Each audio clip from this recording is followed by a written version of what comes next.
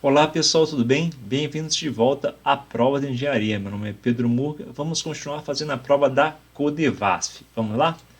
Então, vamos fazer aqui da questão 71 a 70, que é só sobre licitações e contratos coincidentemente, tá bom? Vamos começar. Sebrasf 2021, né? Codevasf, questão 51. Pedro, servidor público de determinada autarquia federal, presidente de comissão de licitação dessa autarquia, após análise dos documentos recebidos na fase interna de um procedimento licitatório, devolveu o processo sob a justificativa de que o critério de julgamento escolhido para a contratação integrada fora de menor preço. Nessa situação, Pedro agiu corretamente, já que a lei prevê exclusivamente a adoção do critério técnica e preço para esse tipo de contratação. Primeira questão aí, pessoal. E ela está o quê? Ela está errada. Olha só, de acordo com a Lei 12.462 de 2011, a nossa lei do RDC, poderão ser utilizados os seguintes critérios de julgamento: menor preço ou maior desconto, técnica e preço, melhor técnica ou conteúdo artístico, maior oferta ou preço ou maior retorno econômico. Assim, a contratação integrada não se restringe à modalidade técnica e preço, tudo bem? Agora vale até falar para vocês o seguinte, que pregão é sempre o menor preço, tá bom? Confira lá que eventualmente cai uma questãozinha de pregão, é uma leizinha bem curta e dá para você estudar ela rapidamente. Vamos lá, continuando aqui, Sebrasf, questão 52. Marcelo, servidor público presidente de uma comissão de licitação para a contratação de uma obra pública por concorrência, tendo verificado o empate entre duas propostas de empresas que não faziam jus ao tratamento diferenciado, realizou sorteio em ato público para definir a vencedora. Nessa situação, Marcelo agiu corretamente. Pessoal, essa questão aí foi alvo de vários recursos e ela foi anulada. Olha só, com o gabarito preliminar correto. De acordo com a Lei 8666, as empresas não faziam jus ao tratamento diferenciado, ou seja, estavam em igualdade nas condições do artigo 3º, parágrafo 2º. Olha só, e dessa forma participaram do sorteio, artigo 45, parágrafo 2º. Vamos lá no artigo 3º. Em igualdade de condições, como critério de desempate, será assegurada a preferência sucessivamente a produtos produzidos, bens e serviços produzidos no país, produzidos ou prestados por empresas brasileiras, produzidos ou prestados por empresas que investiam em pesquisa no desenvolvimento da tecnologia do país, produzidos ou prestados por empresas que comprovem cumprimento de reserva de cargos previstas em lei para a pessoa com deficiência ou para reabilitado da Previdência Social e que atendam às regras de acessibilidade previstas na legislação. Continuando aqui, o julgamento de 45 agora, pessoal, o julgamento das propostas será objetivo devendo a comissão de licitação ou responsável pelo convite realizá-lo em conformidade com os tipos de licitação, os critérios previamente estabelecidos no ato convocatório e de acordo com os fatores exclusivamente nele referidos, de maneira a possibilitar sua aferição pelos licitantes e pelo órgão de controle.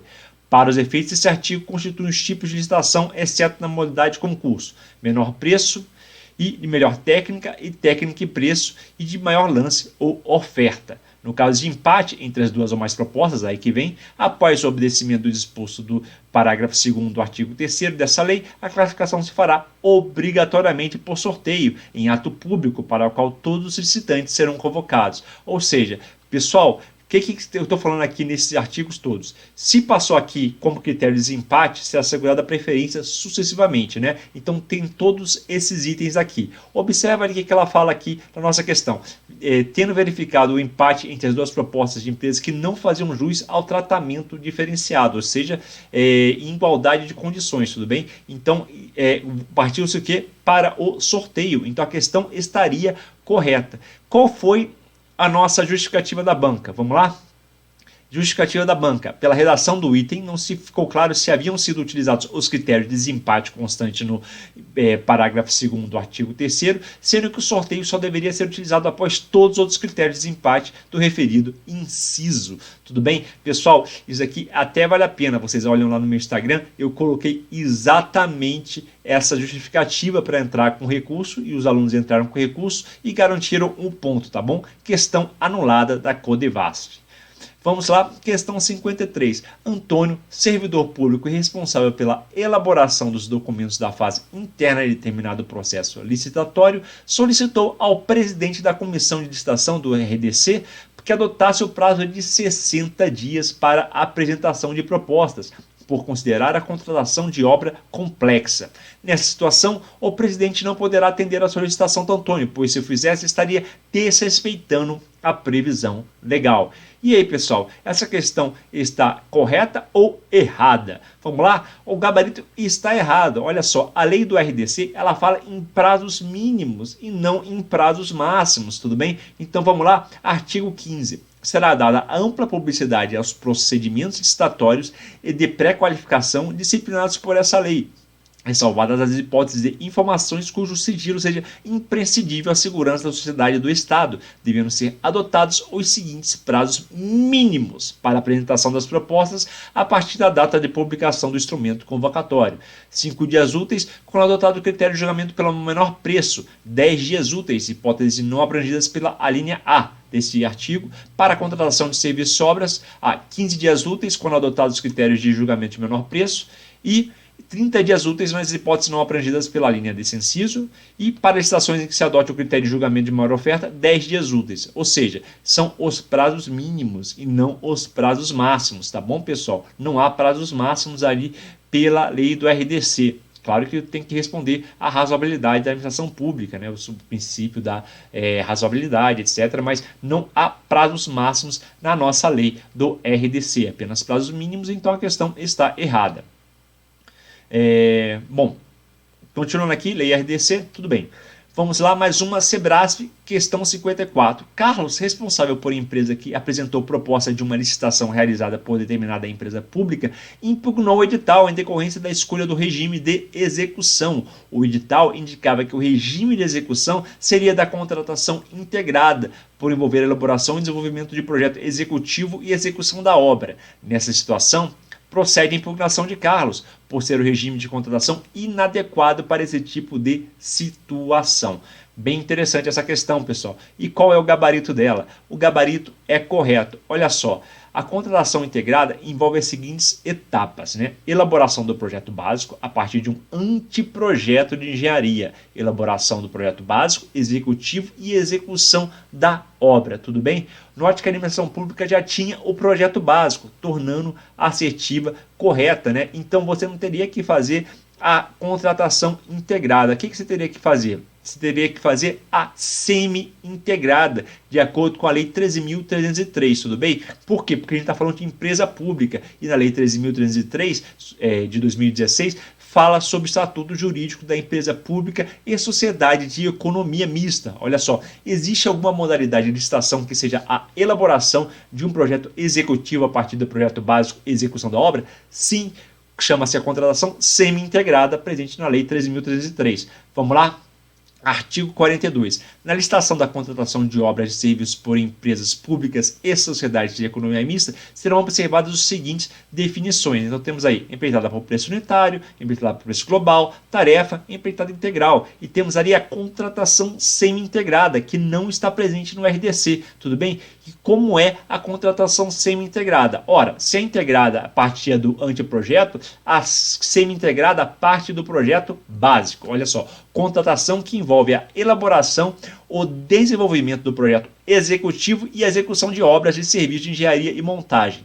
Pessoal, aqui vale sempre um adendo. As bancas adoram te confundir e falar que você pode executar a obra sem ter projeto básico, você tem projeto executivo, e está errado. Embora você possa ter a contratação integrada ou semi-integrada a partir do anteprojeto ou do projeto básico, você tem que fazer o projeto básico, né, no caso da integrada, e o projeto executivo, e na semi-integrada você tem que fazer o projeto executivo, e aí, só aí, executar a obra, tudo bem? Então não existe essa situação. Eles gostam de brincar com você falando assim, pode executar sem um projeto. Na verdade, você pode contratar sem um projeto, mas você não pode executar uma obra sem um projeto executivo, tá bom? Vamos continuar aqui, questão 55. João trabalha em uma empresa pública e é responsável pela verificação dos documentos para a assinatura do contrato após a realização do procedimento licitatório. Em uma das verificações por ele realizadas, observou-se que o contratado havia optado por utilizar fiança bancária como prestação de garantia. João então recusou a garantia, tendo alegado que a ser fiança uma das opções previstas na Lei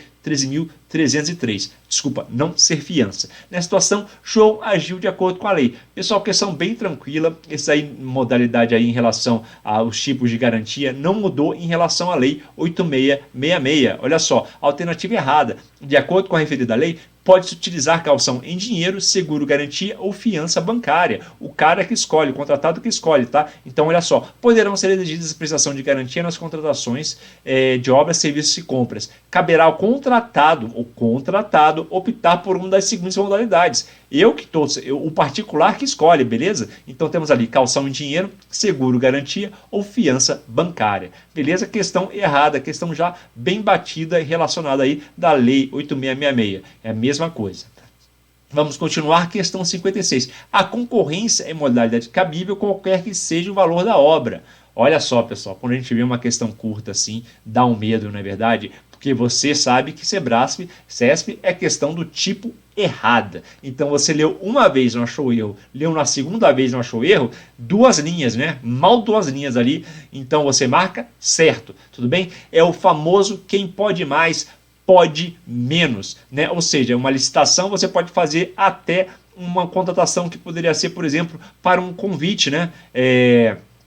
Convite de até 150 mil, esses valores aí foram atualizados de acordo com o decreto, tá? Mas de acordo com a lei, ali o artigo 23, né? Temos convite, tomada de preço e concorrência. A concorrência você poderia utilizar até para fazer um convite.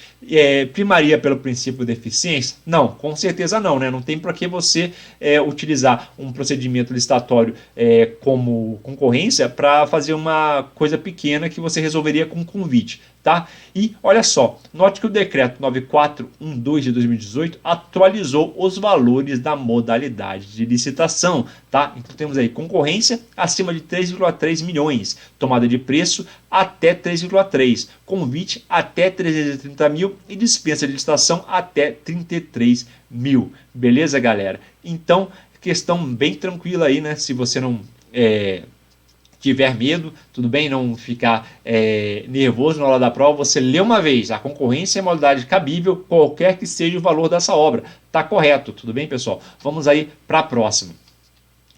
57. Se o valor estimado da referida obra for de 500 mil, a licitação poderá ser inexigível. Olha só, que interessante, né, pessoal? E a questão está errada. Como apresentado na questão anterior, o valor de dispensa é de 33 mil, né? E você sabe ali que a inexigibilidade ocorre devido à inviabilidade de competição, sendo os casos emblemáticos, fornecedor exclusivo. Pensa aí no Bill Gates, pensa que só existia o Office, por exemplo. Temos aí um fornecedor exclusivo. Profissional de notória especialização. Pensa aí num profissional bom. Eu pensava, né, na minha época de um curseiro, do Niemeyer, que já faleceu, mas era um exemplo ali de profissional de notória especialização. E um artista consagrado pela crítica, né? Pensa aí no cantor do YouTube, no Bono Vox, por exemplo, uma inexigibilidade de licitação para contratar um ator renomado pela crítica, uma dupla sertaneja, né? Que também pode ocorrer, tá? Então está errado. São os exemplos ali de inexigibilidade e não de dispensa. Os exemplos de dispensa são taxativos na Lei 8666. Vamos continuar. O anteprojeto de engenharia com nível de precisão adequado para caracterizar a obra e possibilitar a avaliação do custo da obra e a definição dos métodos e do prazo de execução substitui o projeto básico na fase interna desse processo licitatório. E aí, pessoal, novamente aí está errada a alternativa, né? O anteprojeto não substitui o projeto básico, né? Na contratação integrada, você entrega o anteprojeto para o licitante, ele faz o projeto básico executivo e faz a sua obra, beleza? Olha só, a contratação integrada da Lei 12.462 tem as seguintes etapas: elaboração do projeto básico a partir do anteprojeto fornecido pela administração pública, elaboração do projeto executivo e execução da obra. E para a Lei 13.303, sempre vale lembrar, projeto básico, né, e contratação, a partir da elaboração do projeto básico a partir do anteprojeto, contratação integrada, ou a elaboração do projeto executivo a partir do projeto básico, ou seja, assim, contratação semi-integrada. Bem importante aí, pessoal. Eu acho que o Sebrasp vai começar a cobrar isso bastante nas provas, tá? Anotem aí, estudem a lei 13.303 juntamente com a lei 2.462, que é do RDC. Beleza? Vamos continuar aqui, questão 59. A deliberação quanto à homologação e adjudicação desse objeto de licitação pela autoridade competente da administração é procedimento para o processamento e julgamento dessa licitação.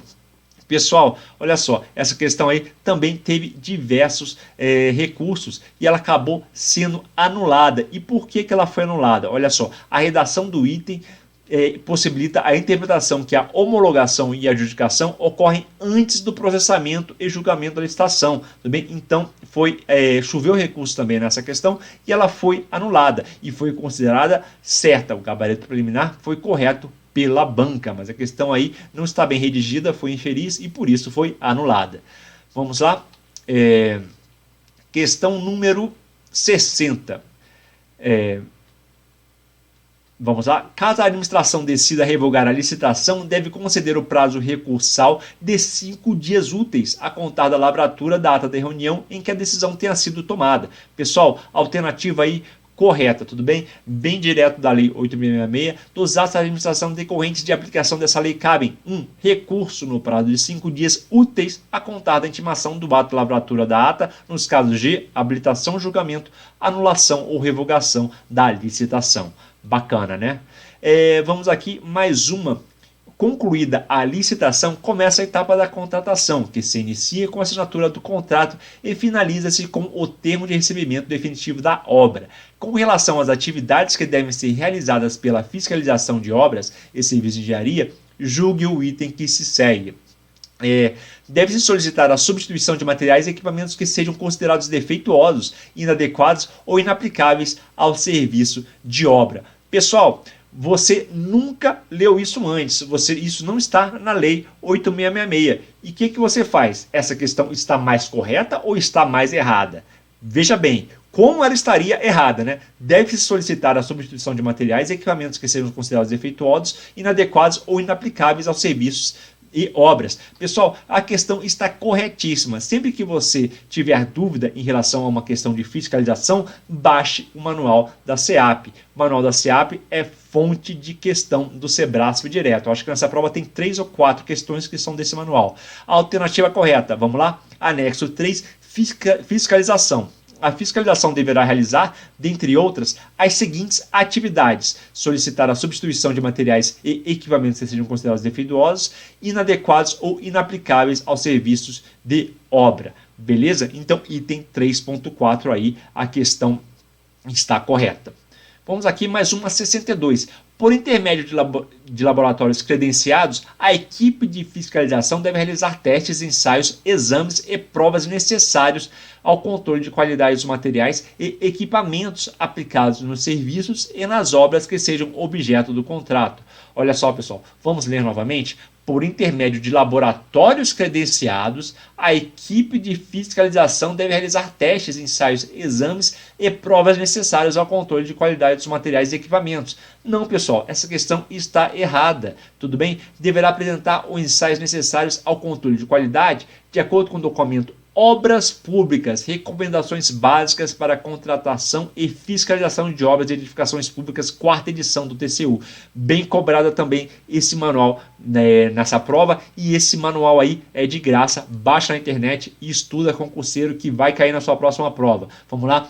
Obrigações da contratada. Durante a execução dos serviços de obras, cumprirá a contratada a execução das seguintes medidas: providenciar junto ao CREAS-RTs ou junto ao CAUS as RTs referentes ao objeto de contrato e especialidades pertinentes, obter junto à Prefeitura Municipal o alvará de construção, efetuar o pagamento de todos os tributos e obrigações fiscais incidentes ou que vierem a incidir sobre o objeto do contrato, manter no local serviços e obras, instalações, funcionários e equipamentos em número, quantificação e especificação adequados ao cumprimento do contrato. Pessoal, isso aqui é muito importante na atividade de auditoria, porque muitas vezes o cara que ganhou a licitação não é o mesmo que está tocando a obra. É um cara com eu diria assim, uma experiência profissional muito inferior. Isso dá sérios problemas, né? Eu falei, você não é um cara que está contratado aqui, que foi habilitado tecnicamente na licitação. Tudo bem? Isso ocorre direto, tá? Vamos continuar aqui. Submeter a aprovação da fiscalização até 5 dias após o início dos trabalhos, o plano de execução e cronograma de detalhado de serviços e obras. Realizar, por meio de laboratórios previamente aprovados pela fiscalização e sob suas custas, os testes, ensaios, exames e provas necessárias ao controle de qualidade de materiais, serviços e equipamentos. Então, pessoal, se você tem o contrato, uma empresa para fazer, por exemplo, uma restauração de pavimento, tudo bem? Ou então para a implantação de uma rodovia, ela vai também apresentar os ensaios necessários, tudo bem? Ela que vai apresentar os ensaios necessários para você ter o aval da fiscalização. Da mesma forma, uma empresa supervisora que esteja supervisionando esse contrato fará ensaios por conta própria. Perfeito, pessoal? Para o quê? Para você poder comparar os dois ensaios, o oficial compara os dois ensaios da supervisora com a executora para aprovar a medição, as respectivas medições. Então, é bem comum. Por exemplo, no DENIT, nós temos aí supervisão que abrange vários tipos de contrato de execução. Você olha aí um contrato de supervisão, ele pega 5 contratos ou 6 contratos de execução de obras, emitindo relatórios periódicos, fazendo ensaios para a informação do fiscal. Beleza? Então vamos continuar. Sebrasp 2021, questão 63. Deve-se paralisar ou solicitar o refazimento de qualquer serviço que não seja executado em conformidade com o projeto, norma técnica ou qualquer disposição oficial aplicável ao objeto do contrato. Pessoal, questão fácil, né? Essa não pode errar, dá até um nervosinho. Vamos lá. Deve-se paralisar e ou solicitar o refazimento de qualquer serviço que não seja executado em conformidade com o projeto, norma técnica ou qualquer disposição oficial aplicável ao objeto do contrato. Pessoal, a questão está correta. E onde está a origem dessa questão, né? Novamente, no manual da SEAP. Olha só, anexo 3, fiscalização. A fiscalização deverá realizar, dentre outras, as seguintes atividades: paralisar e ou solicitar o refazimento de qualquer serviço que não seja executado em conformidade com o projeto, norma técnica ou qualquer disposição aplicável ao objeto do contrato. Veja que é o mesmo texto. O examinador simplesmente copiou um artigo do manual da SEAP. Vamos continuar aqui. 64. A equipe de fiscalização deve garantir que, no local de serviços e de obras, as instalações, os funcionários e os equipamentos sejam mantidos em número, qualificação e especificação adequados ao cumprimento do contrato. Pessoal, a questão está errada. Olha só, a equipe de fiscalização deverá garantir. Está errado. Olha só, durante a execução de serviço de obras, a contratada deverá manter no local do serviço e obras e instalações funcionários, equipamentos em número, qualificação e especificação adequado, tudo bem? Então, olha só, grande casca de banana do CESP. Muita atenção quando na questão eles falam não só o que tem que fazer, mas quem tem que fazer. Geralmente o erro está em quem tem que fazer. Olha só, a equipe de fiscalização deve garantir que no local de serviços e de obras, as instalações, os funcionários e os equipamentos sejam mantidos em número, qualificação e especificação adequados ao cumprimento do contrato. Não é o que? É a contratada, né? Ela tem que fazer de acordo com o que estiver no termo de referência que ela submeteu ao assinar o contrato, tá bom? Então está errada. Mais uma aqui, questão 65. A equipe de fiscalização pode providenciar o comparecimento dos autores dos projetos ao canteiro de serviço sempre que for necessária a verificação da exata correspondência entre as condições reais de execução e os parâmetros, as definições e os conceitos do projeto. E aí, pessoal, leu uma vez, leu outra, não viu erro, o que você faz aí? Marca correto e novamente copiando do nosso manual da SEAP. A fiscalização deverá realizar, dentre outras, as seguintes atividades: promover a presença dos autores nos projetos no canteiro de serviço, sempre que for necessária a verificação da exata correspondência entre as condições reais da execução dos parâmetros, definições e conceitos do projeto. Ctrl+C, Ctrl+V do nosso examinador. Vamos lá? Questão 66. A recomposição tem como principal objetivo assegurar que os preços contratuais sejam compensados em função de variações dos preços dos insumos ocorridas em determinado período. Opa, vamos lá novamente. A recomposição contratual tem como principal objetivo assegurar que os preços contratuais sejam compensados em função de variações de preços dos insumos ocorridos em determinado período. Pessoal, essa questão está errada. O que ele está querendo te confundir? Ele está falando do reajuste e colocou o que? A recomposição contratual lá em cima, tá bom? Trata-se do reajuste que poderá ser feito por simples apostilamento, tudo bem, pessoal? O reajuste é feito com periodicidade de no mínimo 1 ano e é feito por simples apostilamento, não altera o objeto do contrato, perfeito? É uma coisa corriqueira que ocorre em todos os contratos. Os contratos regidos por essa lei poderão ser alterados com as devidas justificativas nos seguintes casos: variação do valor contratual para fazer face ao reajuste de preços previsto no próprio contrato, as atualizações, compensações ou penalizações financeiras decorrentes das condições de pagamento nelas previstas, bem como o empenho de dotações orçamentárias suplementares até o limite do seu valor corrigido, não caracterizam a alteração do mesmo, podendo ser registrado por simples apostila, ou seja, apostilamento, dispensando a celebração de aditamento, ou seja, quando você tem um reajuste, você não precisa fazer um termo aditivo, é só um apostilamento, tá bom? Bem importante, o Sebrasp adora cobrar isso, adora. E olha só, quando é feito o reajuste? Pessoal, essa questão é tão frequente que vale a pena informar para vocês. Muito frequente mesmo. O reajuste é no mínimo anual. O prazo começa a correr a partir da data limite da apresentação da proposta, de acordo com a Lei 10.192 de 2001. Baixa essa lei aí, ela é bem curtinha. 10.192.1 fala... atribuições ao plano real e dá outras providências.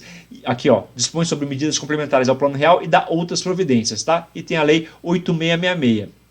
Voltando aqui, ó, deixa eu falar um pouquinho sobre o reajuste. Então, o reajuste vai ser sempre na data limite da apresentação da proposta. Isso está nessa lei, na lei 10.192. E o que o Sebrasp gosta de fazer? Ele gosta de fazer assim, uma questão, se você entrar na prova do TCE de Minas Gerais, de 2018, a primeira questão, 51, ele fala assim, algo assim, tá? O reajuste vai ser feito a partir da... Obviamente tem a opção correta, né? É data limite de apresentação da proposta. É publicação no Diário Oficial, data de julgamento das propostas. Ele vai inventando algumas datas que não é a data de limite de apresentação da proposta, tudo bem? E ele quer te derrubar dessa forma. Então você não pode esquecer esse artigo que eu falei aqui, ó, da Lei 10.192 de 2001. Perfeito? Vamos continuar aqui, questão 67. Já estamos acabando o primeiro bloco. O recebimento definitivo tem como principal objetivo permitir que profissionais não envolvidos diretamente na fiscalização façam uma avaliação final independente a respeito da viabilidade do recebimento. Nossa, eu nunca li isso antes. Onde é que isso está escrito, Pedro? Isso está correto ou isso está errado? Pessoal, essa questão está correta. Olha só, executando o contrato, o subjeto será recebido em se tratando de obra e serviço, provisoriamente pelo responsável por seu acompanhamento e definitivamente por servidor ou comissão designada pela autoridade. Beleza? Isso aí vocês já sabem da Lei 8666. Agora, olha só. Vamos ler agora esse parágrafo que eu coloquei desse Manual de Obras Públicas e Serviços de Engenharia, recomendações básicas para contratos e convênios no âmbito do estado do Ceará. Você também baixa esse manual na internet. Olha só que interessante. Assim, o recebimento definitivo é um termo circunstanciado firmado por servidor ou comissão designada pela autoridade competente, juntamente com o contratado, que comprova a adequação do objeto aos termos contratuais, declarando que recebe em definitivo a obra e ou serviço, após vistoria ou período de observação, cujo prazo não poderá ser superior a 90 dias do recebimento no termo provisório, exceto em casos excepcionais, devidamente justificados, liberando a empresa em virtude do objeto ter atendido ao previsto no contrato e o serviço ter sido executado corretamente. Calma que tem mais. Olha só, seu principal objetivo é propiciar que profissionais não envolvidos diretamente na fiscalização faça uma avaliação final independente quanto à integridade do objeto. Caso existam vícios em sua execução, o responsável pelo recebimento deverá apresentar relação detalhada das desconformidades encontradas e fixar prazo para a correção, bem como acompanhar se as medidas corretivas indicadas foram realizadas. Tudo bem? Bem interessante essa questão aí, retirada do nosso Manual de Obras Públicas do Ceará, do estado do Ceará. Ali basta procurar na internet que você baixa com muita facilidade. Vamos continuar aqui, questão 68. No recebimento provisório, deverão estar saneadas todas as dependências de execução de serviço, seja em relação a prazo, seja em relação a pagamento. E aí, pessoal, questão do Sebrasp. E ela está correta? Está correta. Olha só, de novo com o Manual de Obras Públicas de Serviço de Engenharia. O inciso 10 do artigo 3º da Instrução Normativa 1 de 2010, alterada pela Instrução Normativa tal, define que o recebimento provisório como sendo o termo circunstanciado assinado pelo responsável do acompanhamento e fiscalização do contrato e pelo contratado. O termo circunstanciado deve ser firmado em até 15 dias de comunicação escrita do contratado para entrega em caráter provisório da obra ou serviço, ou seja, provisório 15 dias, definitivo 90 dias, salvo exceções. No recebimento provisório, deverão estar saneadas todas as pendências relativas à execução de serviço, seja em relação a prazos, seja em relação a pagamentos, com exceção do pagamento da última medição que só fará efetuado após o recebimento definitivo. Olha só aí, retirando ali novamente desse manual de obras públicas, tá bom, pessoal? Vamos continuar aqui, questão 69. Uma das principais atividades de fiscalização está relacionada à realização das medições dos quantitativos dos serviços executados. Logo, para reduzir os riscos de futuros problemas, é recomendável que as planilhas de medição demonstrem os serviços executados no mês e os serviços acumulados desde o início da obra. Pessoal, a questão está corretíssima, porque você tem uma medição, a medição é acumulada. Você tem uma coluna com a medição mensal e também tem uma outra coluna com o acúmulo da medição relacionado aí ao contrato inicial. Imagina que você tem 12 medições, um contrato de um ano, você sempre vai ter em junho vai ter as 6 medições anteriores acumuladas e em julho a 7ª medição, por exemplo, tá bom? Um dos exemplos aqui que eu dou é o Manual de Implantação Básica do DENIT. Medições e pagamentos. Os serviços de medição das obras de implantação têm por finalidade a apuração das grandezas dos seus diversos elementos, de modo a permitir que seu pagamento. A medição de obras adjudicadas deve ser procedida pelo engenheiro responsável com a participação da empresa consultora supervisora, quando for o caso, eventualmente com a participação de um ou mais assessores técnicos designados pelo engenheiro. Tá bom? Ainda em relação ao item 11.3.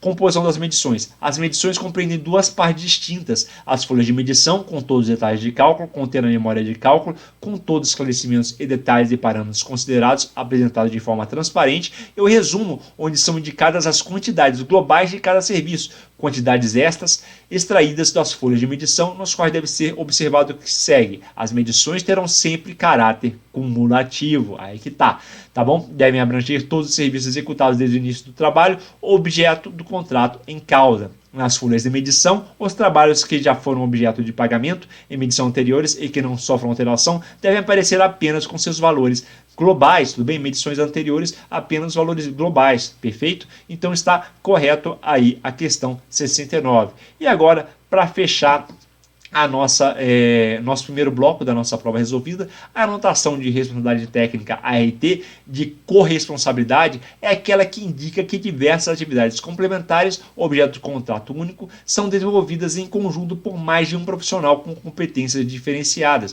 Pessoal, aí o Sebrasp cobrando o quê? Cobrando 2 normativos de CREA, tendo o ART e do livro de ordem, a 1024 e 1024 e a 1094. A questão está errada, olha só, desculpa, é 1025, tá? 1024 foi revogada. A questão trocou ART de corresponsabilidade pela ART de equipe, de acordo com a resolução 1025.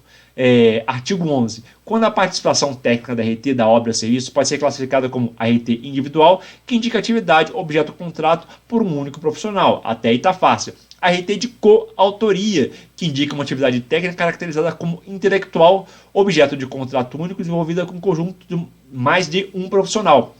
Ou seja, coautoria, nós somos autores de projeto. Somos autores, nós dividimos o que? Atividade intelectual, beleza? ART de corresponsabilidade, que indica uma atividade técnica caracterizada como executiva, objeto de contrato único. Ou seja, nós estamos executando uma obra, temos uma ART de corresponsabilidade, né? Ou seja, uma atividade técnica caracterizada como executiva, beleza, né? Então temos coautoria para os autores, a atividade executiva de corresponsabilidade. E a RT de equipe, que indica que diversas atividades complementares, objeto de contrato único, são desenvolvidas em conjunto por mais de um profissional com competências diferenciadas. Beleza, pessoal? Então, esta aí está errada. Voltando aqui, acabamos o primeiro bloco da nossa provas resolvidas aí, provas de engenharia, aqui você pode, e já voltamos aí para o nosso segundo bloco.